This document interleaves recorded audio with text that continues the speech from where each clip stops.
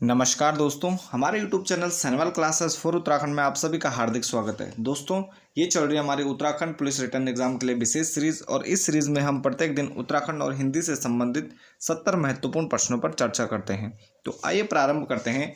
आज का पहला प्रश्न हमारा कि खटीमा का पुराना नाम क्या है। तो खटीमा का पुराना नाम है मकरपुर। तो खटीमा को मकरपुर के नाम से भी जाना जाता था। अगला प्रश्न है कि किच्छा का पुराना नाम क्या है। तो किच्छा ये भी ऊधम सिंह नगर में स्थित है और किच्छा का पुराना नाम क्या है। किच्छा को दरऊ के नाम से जाना जाता था। तो प्राचीन समय में किच्छा का नाम क्या था, तो इसका नाम था दरऊ। तो दरऊ के नाम से जाना जाता था किच्छा को, और खटीमा को जाना जाता था मकरपुर के नाम से। अगला प्रश्न है कि भारमल बाबा मंदिर स्थित है। तो भारमल बाबा मंदिर स्थित है खटीमा ऊधम सिंह नगर में। कहाँ स्थित है भारमल बाबा मंदिर, तो ये स्थित है खटीमा ऊधम सिंह नगर में। और अगला प्रश्न है कि सलसल पास कहाँ स्थित है। तो सलसल पास ये स्थित है चमोली और तिब्बत के बीच, और कहीं पे आपको ये सलसला भी देखने को मिलेगा। तो सलसल या सलसला पास, तो ये स्थित है चमोली और तिब्बत के बीच है। पास क्या होते हैं, पास क्या होते हैं, संकरे रास्ते होते हैं। यानी एक जगह से दूसरी जगह जाने के लिए, एक स्थान से दूसरे स्थान जाने के लिए जो संकरे रास्ते होते हैं पहाड़ों में, उन्हीं को पास, धुरा, खाल कहा जाता है। अगला प्रश्न है कि मार्चयोग पास कहाँ स्थित है। तो मार्चयोग पास या मार्चयोग दर्रा है चमोली और पिथौरागढ़ के बीच। चमोली और पिथौरागढ़ के बीच है मार्चयोग दर्रा। अगला प्रश्न है कि माउंट एबट कहाँ स्थित है, या एबट पर्वत कहाँ स्थित है। तो एबट पर्वत स्थित है चंपावत में। कहाँ है, एबट पर्वत स्थित है चंपावत जिले में है। अगला प्रश्न है देवीधुरा स्थित है। तो देवीधुरा स्थित है, वैसे ये चंपावत में आता है, लेकिन इसके स्थान की बात करें तो यह 3 जिलों की सीमा पर बनता है। तो 3 जिलों की सीमाएं यहाँ पर आपस में मिलती हैं, अल्मोड़ा, नैनीताल और चंपावत। तो अल्मोड़ा, नैनीताल और चंपावत में ये जो देवीधुरा स्थान है, तो यहाँ पर जहाँ पर मंदिर है देवीधुरा का, यहाँ पर माँ बारही देवी का जो मंदिर है, तो यह स्थान क्या है, 3 जिलों की सीमा पर स्थित है, और वैसे ये चंपावत में आता है। अगला प्रश्न है कि रुक्मणी नौला स्थित है। तो रुक्मणी नौला स्थित है चंपावत में। कहाँ स्थित है, रुक्मणी नौला चंपावत में। अगला प्रश्न है कि हिडिंबा देवी मंदिर कहाँ स्थित है। तो हिडिंबा देवी मंदिर स्थित, ये भी स्थित है चंपावत जिले में। तो हिडिंबा देवी मंदिर कहाँ स्थित है, ये चंपावत में है। अगला प्रश्न है कि फ्रीकी झरना कहाँ स्थित है। तो फ्रीकी नामक जो झरना है या प्रपात है, ये स्थित है कालाढूंगी, नैनीताल में। कहाँ स्थित है फ्रीकी नामक झरना या प्रपात, तो ये कालाढूंगी, नैनीताल में स्थित है। अगला प्रश्न है कि राज्य से लगी अंतर्राष्ट्रीय सीमा की कुल लंबाई है। तो राज्य से लगी उत्तराखंड की जो अंतर्राष्ट्रीय सीमा की कुल लंबाई कितनी है, 625 किलोमीटर है। तो 625 किलोमीटर कुल जो इसकी अंतर्राष्ट्रीय सीमा है, तो यह नेपाल और चीन से क्या है, अंतर्राष्ट्रीय सीमा बनाता है। अगला प्रश्न है कि अलकनंदा और गरुड़गंगा नदियों का संगम कहाँ पर होता है या संगम पर स्थित है। तो अलकनंदा और गरुड़गंगा का संगम होता है पैनखंडा, और ये कहाँ है, ये चमोली में है। तो अलकनंदा और गरुड़गंगा का संगम होता है पैनखंडा, चमोली में। अगला प्रश्न है कि नंदा देवी राष्ट्रीय उद्यान का क्षेत्रफल है। तो नंदा देवी राष्ट्रीय उद्यान का क्षेत्रफल कहाँ कितना है, तो ये है 624 वर्ग किलोमीटर नंदा देवी राष्ट्रीय उद्यान का कुल क्षेत्रफल है। और यह कहाँ स्थित है, तो यह चमोली जिले में स्थित है नंदा देवी राष्ट्रीय उद्यान। अगला प्रश्न है केदारनाथ वन्य जीव विहार का क्षेत्रफल। तो केदारनाथ वन्य जीव विहार का क्षेत्रफल कितना है, तो ये 975.20 वर्ग किलोमीटर क्या है, कुल इसका क्षेत्रफल है। अगला प्रश्न है पवालगढ़ वेटलैंड आरक्षित संरक्षण की स्थापना कब हुई। तो पवालगढ़ वेटलैंड की स्थापना कब होती है, तो ये की जाती है 2012 में। तो 2012 में होती है पवालगढ़ वेटलैंड आरक्षित, और ये कहाँ स्थित है, नैनीताल में है। अगला प्रश्न है कि पाला मनेरी परियोजना कितने मेगावाट की है। तो पाला मनेरी परियोजना है 480 मेगावाट की, और एक कौन सी नदी पर बनी हुई है, तो ये बनी हुई है भागीरथी। तो भागीरथी नदी पर बनी हुई है 480 मेगावाट की पाला मनेरी योजना। अगला प्रश्न है लिमचीगाड़ परियोजना कहाँ स्थित है। तो लिमचीगाड़ परियोजना ये भागीरथी नदी पर उत्तरकाशी में ही स्थित है। लिमचीगाड़ परियोजना, ये भागीरथी की सहायक नदी है। अगला प्रश्न है किसाऊ बांध की ऊंचाई है, तो किसाऊ बांध की ऊंचाई कितनी है? 236 मीटर के आसपास क्या है किसाऊ बांध की ऊंचाई है। अगला प्रश्न है कि नानक सागर स्थित है, तो नानक सागर कहाँ स्थित है? तो ये स्थित है उधम सिंह नगर में। नानक सागर बांध कहाँ स्थित है? तो ये उधम सिंह नगर जिले में आता है। अगला प्रश्न है कि बेराइट्स खनिज पाया जाता है, तो बेराइट्स खनिज मुख्यतः उत्तराखंड के 13 जिलों की बात करें तो बेराइट्स खनिज कहाँ पाया जाता है? तो ये पाया जाता है देहरादून में। अगला प्रश्न है कि भक्त दर्शन का वास्तविक नाम है, तो भक्त दर्शन का वास्तविक नाम क्या था? राज दर्शन। तो भक्त दर्शन का वास्तविक नाम क्या था? राज दर्शन। अगला प्रश्न है कि शल्य चिकित्सा का प्राचीन नाम है, तो शल्य चिकित्सा को प्राचीन समय में ततार के नाम से जाना जाता था। क्या कहते थे शल्य चिकित्सा को? ततार कहा जाता था। अगला प्रश्न है कि जनकताल कहाँ स्थित है? तो जनकताल स्थित है उत्तरकाशी में। कहाँ स्थित है जनकताल? तो ये उत्तरकाशी जिले में स्थित है। अगला प्रश्न है कि अर्जुनेश्वर मंदिर समर्पित है, तो अर्जुनेश्वर मंदिर ये कहाँ स्थित है? तो ये पिथौरागढ़ जिले में स्थित है और ये समर्पित है भगवान शिव को।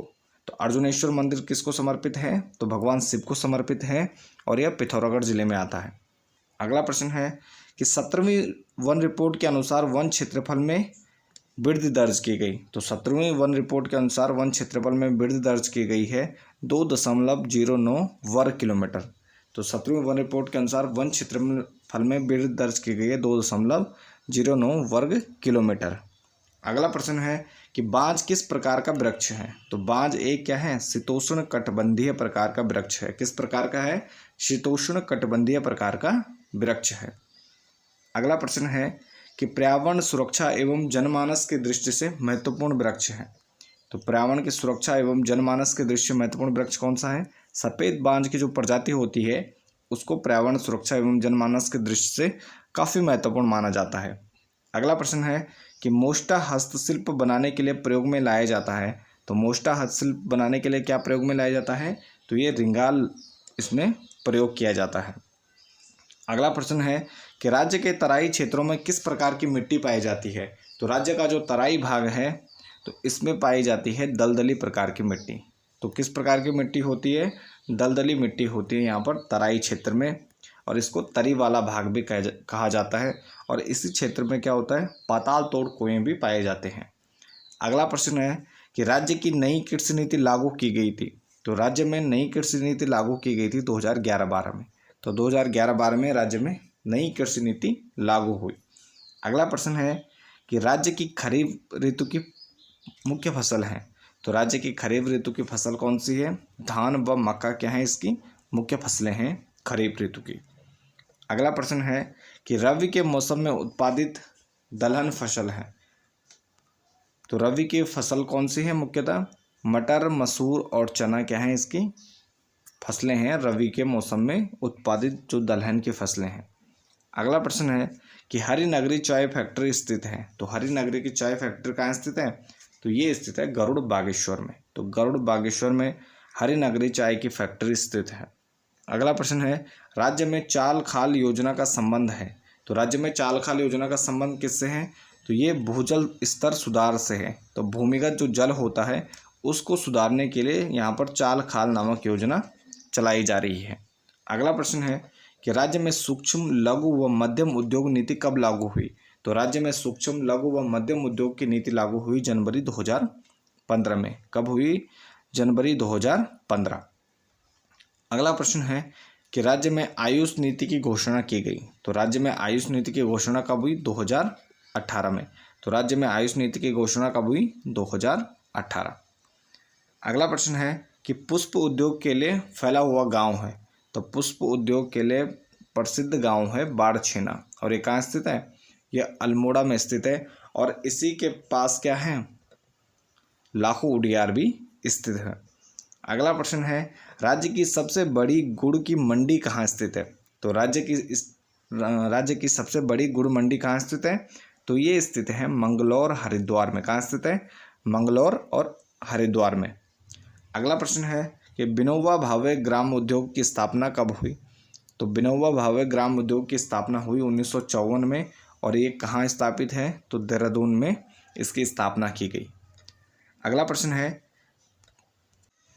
कि उपासना एक्सप्रेस का रेल पथ मार्ग है, तो उपासना एक्सप्रेस रेल पथ मार्ग है देहरादून से हावड़ा। तो देहरादून से हावड़ा क्या है, उपासना एक्सप्रेस जाती। अगला प्रश्न है कि हरिद्वार से रामनगर के बीच रेलगाड़ी सेवा शुरू हुई। तो हरिद्वार से रामनगर के बीच रेलगाड़ी सेवा कब शुरू होती है, ये हुई 2012 में। तो 2012 में हरिद्वार से रामनगर के बीच रेलगाड़ी का प्रारंभ हुआ। अगला प्रश्न है कि माँ गंगा पट्टी के नाम से जाना जाता है। तो माँ गंगा पट्टी के नाम से जाना जाता है चिन्यालीसोड़ हवाई पट्टी को। किसको जाना जाता है, चिन्यालीसोड़ हवाई पट्टी को क्या नाम दिया गया है, माँ गंगा पट्टी। अगला प्रश्न है कि नैनी-सैनी हवाई अड्डे का निर्माण कब हुआ। तो नैनी-सैनी हवाई अड्डे का निर्माण ये किया गया 1991 में, और ये कहाँ स्थित है, पिथौरागढ़ में स्थित है नैनी-सैनी हवाई अड्डा। अगला प्रश्न है कि राज्य में प्रथम व्यास सम्मान प्राप्त करता। तो राज्य में प्रथम व्यास सम्मान प्राप्त करता कौन है, तो ये है रमेश चंद्र शाह। कौन है, रमेश चंद्र शाह हैं राज्य में प्रथम व्यास सम्मान प्राप्त करता। अगला प्रश्न है कि राज्य उपभोक्ता आयोग के अध्यक्ष कौन थे। तो राज्य उपभोक्ता आयोग के प्रथम अध्यक्ष थे के.डी. शाह। कौन थे, के.डी. शाह राज्य के प्रथम उपभोक्ता आयोग के अध्यक्ष बने। अगला प्रश्न है कि प्रथम गांधी शांति पुरस्कार प्राप्त करता। राज्य में प्रथम गांधी शांति पुरस्कार प्राप्त करता थे चंडी प्रसाद भट्ट। कौन थे, चंडी प्रसाद भट्ट थे राज्य के प्रथम गांधी शांति पुरस्कार प्राप्त करता। अगला प्रश्न है लेह लद्दाख में खारदुंगला दर्रा बाइक से पार करने वाली प्रथम महिला। तो लेह लद्दाख में खारदुंगला दर्रा को बाइक से पार करने वाली उत्तराखंड की प्रथम महिला थी सुचेता सती। सुचेता सती, और इनका संबंध किस जिले से है, तो ये पिथौरागढ़ जिले से है। अगला प्रश्न है कि राज्य में प्रथम महिला अंतर्राष्ट्रीय जूडो खिलाड़ी। तो राज्य में प्रथम महिला अंतर्राष्ट्रीय जूडो खिलाड़ी तो ये हैं कमला रावत।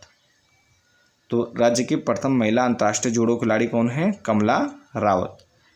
अगला प्रश्न है, और आज का ये उत्तराखंड का अंतिम प्रश्न है कि विश्व रत्न की उपाधि दी गई है। तो विश्व रत्न की उपाधि दी गई है डॉक्टर शशिधर शर्मा को। तो ये संस्कृत के प्रकांड विद्वान थे, तो इनको विश्व रत्न की उपाधि दी गई थी। इसके बाद हमारे हिंदी के 20 महत्वपूर्ण प्रश्न हैं। इसमें पहला प्रश्न है काशी में हम प्रकट भये रामानंद चेताए। तो किसकी पंक्तियां हैं ये, तो काशी में हम प्रकट भये रामानंद चेताए, तो ये किसकी पंक्ति हैं, तो ये पंक्तियां हैं कबीर की। कबीर का जन्म काशी में, और रामानंद क्या थे, उनके गुरु थे।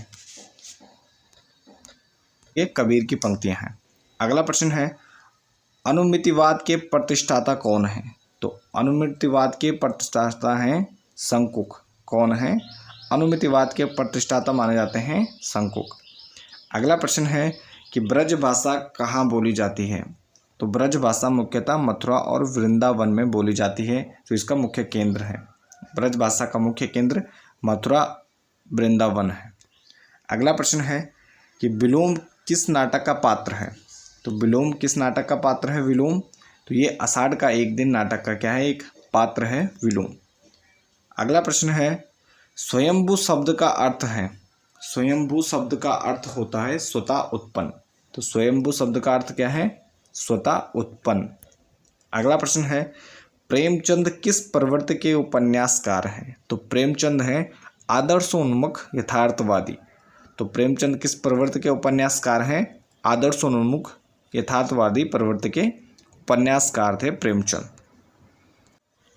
उसने कहा कि मैं घर जाऊंगी में कौन सा वाक्य है, कि उसने कहा कि मैं घर जाऊंगी में कौन सा वाक्य है, तो ये किस प्रकार का वाक्य है, ये मिश्र है, मिश्र वाक्य है। कि उसने कहा कि के माध्यम से जुड़ रहे हैं, तो उसने कहा कि मैं घर जाऊंगी, तो ये किस प्रकार का वाक्य है, तो ये मिश्र वाक्य है। अगला प्रश्न है कामकाज में कोरा होना। तो कामकाज में कोरे होने का अर्थ है काम न जानना। तो कामकाज में कोरे होने का अर्थ क्या होता है, काम न जानना, काम नहीं आता है। अगला प्रश्न है कि अग्नि परीक्षा देने का अर्थ है। तो अग्नि परीक्षा देने का अर्थ है कठिन परिस्थितियों में पढ़ना। तो कठिन परिस्थितियों से गुजरने का अर्थ क्या होता है, अग्नि परीक्षा देना। अगला प्रश्न है कि विश्वामित्र में विश्वामित्र का संधि विच्छेद है। तो विश्वामित्र का संधि विच्छेद क्या होगा? विश्वधन अमित्र हो जाएगा। तो विश्वामित्र का संधि विच्छेद क्या होगा? विश्वधन अमित्र, और इसमें दीर्घ संधि हो जाएगी। अगला प्रश्न है, हिंदी में कृत प्रत्ययों की संख्या कितनी होती है? तो हिंदी में कुल कृत प्रत्ययों की संख्या होती है 28। कितनी होती है? तो 28 प्रकार के कृत प्रत्यय होते हैं हिंदी भाषा में। अगला प्रश्न है कि विज्ञान शब्द में प्रयुक्त उपसर्ग है। तो उपसर्ग का अर्थ होता है जो शब्द पहले क्या होता है, किसी शब्द में जुड़ता है तो वह उपसर्ग कहलाता है। तो इसमें विज्ञान में उपसर्ग क्या होगा? तो इसमें वी हो जाएगा। तो इसमें क्या हो जाएगा? वी उपसर्ग हो जाएगा इसमें। ये ज्ञान शब्द में जुड़ रहा है विज्ञान। अगला प्रश्न है कि जिस समास में दोनों पद अप्रधान होते हैं वहाँ समास होता है। तो जिस समास में दोनों पद अप्रधान होते हैं यानी प्रधान नहीं होते हैं तो वहाँ कौन सा समास होगा? तो इसमें बहुब्रीहि समास होता है। जिस समास में दोनों पद अप्रधान होते हैं और किसी तीसरे की ओर संकेत होता है तो वो समास क्या कहलाता है? तो यह बहुब्रीहि समास कहलाता है। अगला प्रश्न है कि गौशाला में समास है। तो गौशाला में समास होगा तत्पुरुष।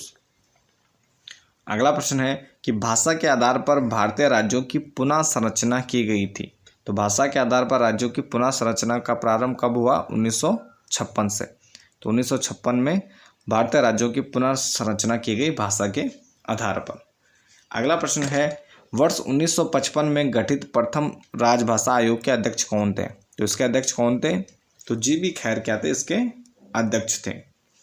अगला प्रश्न है कि भारतीय संविधान की 8वीं अनुसूची में कितनी भाषाएं हैं? तो भारतीय संविधान की जो 8वीं अनुसूची है तो इसमें कुल कितनी भाषाओं को रखा गया है? तो इसमें 22 भाषाओं को रखा गया है।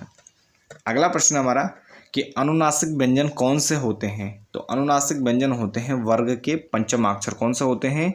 वर्ग के पंचमाक्षर, यानी जो का, चा, टा, ता, पा वर्ग होते हैं इसके पंचमाक्षर क्या होते हैं? अनुनासिक होते हैं। अगला प्रश्न है कि अक्षर वर्ण किस के योग से बना है? तो अक्षर वर्ण बना है का और सा के मिलने से। का और सा। और शुद्ध व्यंजन वाले कौन से वर्ण होते हैं? जिसमें हलंत लगा होता है, डंडी लगी होती है। तो आपको ध्यान रखना है कि हलंत वाले वर्ण क्या होते हैं? शुद्ध व्यंजन होते हैं।